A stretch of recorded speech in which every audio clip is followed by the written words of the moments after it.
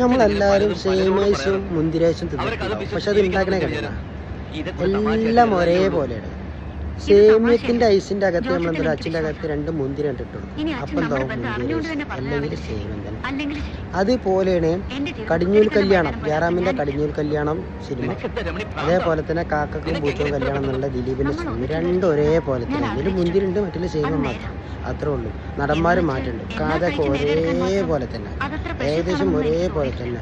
അതായത് ആത്മഹത്യ ചെയ്യാൻ വേണ്ടി ശ്രമിച്ചിട്ട് പരാജയപ്പെടുമ്പോൾ ഒരു വാടക കൊലാളിനെ ഏൽപ്പിക്കണം കൊല്ലാൻ വേണ്ടിയിട്ട്. അത് പിന്നീട് ജീവിക്കാൻ കൊതി വരുന്ന സമയത്ത് ഈ വാടക കൊലാളിനെ കാണുന്ന സമയത്ത് ഓടി രക്ഷപ്പെടുന്ന മുളിച്ചിക്കലും അവസാനം എന്നെ കൊല്ലരുത് എന്ന് പറഞ്ഞിട്ട് കാല് പിടിക്കാൻ പോലും. അപ്പോൾ ഈ വാടക കൊലയാളാണെങ്കിൽ ഒരു ഉറമ്പിനെ പോലും കൊല്ലാത്ത ആളായിരിക്കുകയും ചെയ്യും. പൈസ പറ്റിച്ചതാണ് അവനെ. അതന്നെയാണ് കഥ. ബാക്കി കണ്ടുനോക്കി. അമ്മയുടെ ഭാഷയിൽ പറഞ്ഞ എല്ലാം പൊറുക്കാം, പക്ഷേ അവളും എന്നെ വെറുത്തപ്പോ സഹിക്കാൻ പറ്റിയില്ല. വിശ്വാസമില്ലാഞ്ഞിട്ടും ദൈവങ്ങളെ പിടിച്ച് ഞാൻ ആണയിട്ടു. പക്ഷെ അവൾ എന്നെ വിശ്വസിച്ചില്ല.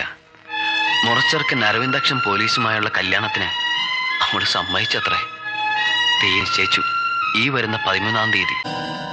ബിസിനസ് സംസാരിക്കാനെന്നും പറഞ്ഞ് സൽക്കരിച്ചല്ലാതെ താനിനി ഈ കാര്യം പറഞ്ഞില്ലല്ലോ.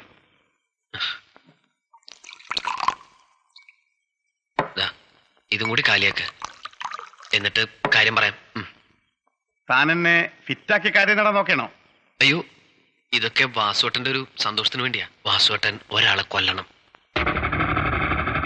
ആളെ കൊന്ന കൊലയാളിയാണ് വാസുവേട്ടൻ എന്നറിയാം. അത് പണ്ട്, ഇപ്പം കൊലയൊക്കെ നിർത്തിയതാ. അയ്യോ, അങ്ങനെ പറയരുത് പ്ലീസ്. ഈ ഒരു കൊല കൂടി. ഇത് 5000 രൂപയുണ്ട്. തൊഴിലരഹിതനാ, ഇത്രേ സമ്പാദിക്കാൻ പറ്റുള്ളൂ. സ്വീകരിക്കണം. എന്താ പ്രശ്നം? മൊത്തം പ്രശ്നമാണ് വാസുവേട്ടാ. 3-4 തവണ ആത്മഹത്യ ശ്രമിച്ചു. അതെല്ലാം സ്വയം ഭാരങ്ങളായി. ഓഹോ, അപ്പോ അവൻ മരിക്കാൻ തുനിഞ്ഞിറങ്ങിയവനാണ്. അതെ. ഞാൻ കൊന്നില്ലെങ്കിലും അവൻ മരിക്കോ? എങ്കിലും അവനെ കൊന്നേ പറ്റൂ. പറയൂ, ആരാണവൻ?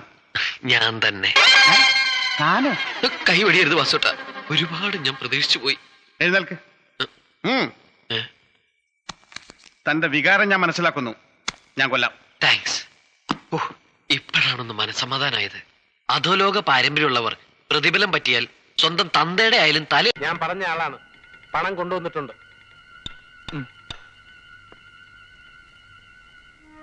പണം അതിലിട്ടോ, കയ്യിൽ വാങ്ങില്ല.